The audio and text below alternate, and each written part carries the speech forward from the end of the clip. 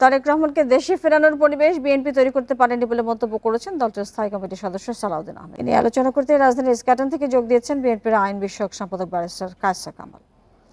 কায়সার কামাল, আপনাকে স্বাগত জানাচ্ছি। জানতে চাই যে উন্নত চিকিৎসার জন্য লন্ডন যাচ্ছেন খালেদা জিয়া, সুস্থ হয়ে রাজনীতিতে ফেরার সুযোগ কতটা আসলে রয়েছে? ধন্যবাদ আমাকে কানেক্ট করার জন্য। আসলে আপনারা জানেন দেশনেত্রী বেগম খালেদা জিয়া দীর্ঘদিন যাবৎ কারাগারে ছিলেন।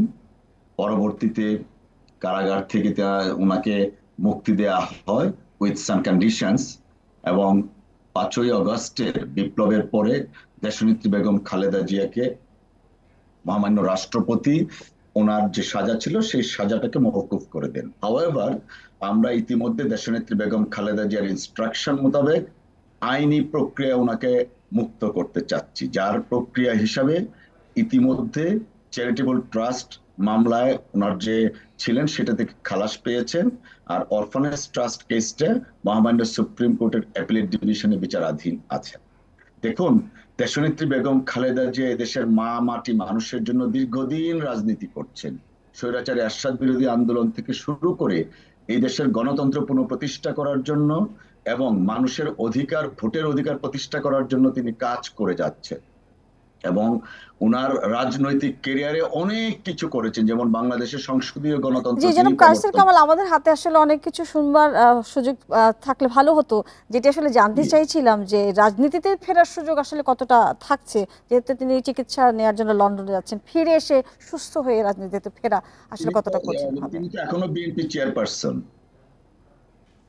She is holding the position of chairperson of BNP. So এতে কি প্রমাণিত হয়, এতে কি বোঝা যায় পরবর্তী পদক্ষেপ কি হতে পারে? She is the chairperson of BNP. জি, আরেকটি বিষয় যেটা জানতে চাই, তারেক রহমানের দেশে ফেরার পরিবেশ কি এখনো তৈরি হয়নি? কারণ আমরা আজকে দেখেছি যে বিএনপি নেতা সালাউদ্দিন তিনি এই ধরনের মন্তব্য করেছেন দেশে ফিরেই। কেন তৈরি হয়নি বলে আপনি মনে করেন, বা ফেরার পরিবেশ কেন এখনো তৈরি হয়নি? দেখুন, জনাব তারেক রহমান সাহেব ফ্যাসিবাদ বিরোধী আন্দোলনের নেতৃত্ব দিয়েছেন। আমাদের স্ট্যান্ডিং কমিটির মেম্বার জনাব সালাউদ্দিন সাহেব যে কথাটা বলেছেন, হয়তো আগে পিছিয়ে আরো সেন্টেন্স থাকতে পারে, তো আমি পূর্ণাঙ্গভাবে ব্রিফ না হয়ে এই ব্যাপারে মন্তব্য করাটা সমীচীন হবে না। বাট আমি যে জিনিসটা এমফেসাইজ করব, জনাব তারেক রহমান সাহেব এদেশের মানুষ, আমার আপনার মতো করে এদেশে জন্মগ্রহণ করে বেড়ে উঠেছেন, এবং তিনি বাংলাদেশে আসবেন এবং বাংলাদেশের রাজনীতিতে তিনি কাজ করবেন, মানুষের জন্য কাজ করবেন, এটাই স্বাভাবিক। হ্যাঁ, প্রশ্ন আসছে কখন আসতে পারেন। আমরা সবসময় একটা কথা বলে থাকি যে তিনি দেশে আসার বিষয়টা যথাসময়ে তিনি প্রয়োজনীয় পদক্ষেপ নেবেন দেশে আসার বিষয়ে।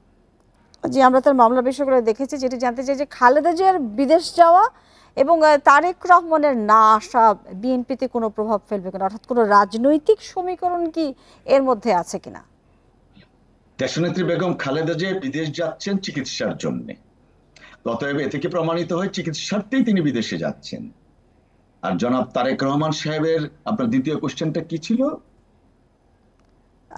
তিনি দেশে ফেরার কথা বলছিলাম, যে এই যে মাঝখানের বিষয়গুলো নিয়ে যে সমীকরণ, কোন রাজনৈতিক সমীকরণ আছে কিনা, খালেদা জিয়া চলে যাচ্ছেন এবং তার এই যে দেশে ফেরার কথা আছে। না, এটা কোনো রাজনৈতিক সমীকরণ না। একজন মানুষ যখন অসুস্থ থাকে তিনি তো বিদেশ যাবেন চিকিৎসার জন্য। আমরা দীর্ঘদিন যাবৎ লড়াই করছিলাম ওনাকে বিদেশে প্রেরণের জন্য চিকিৎসার্থে।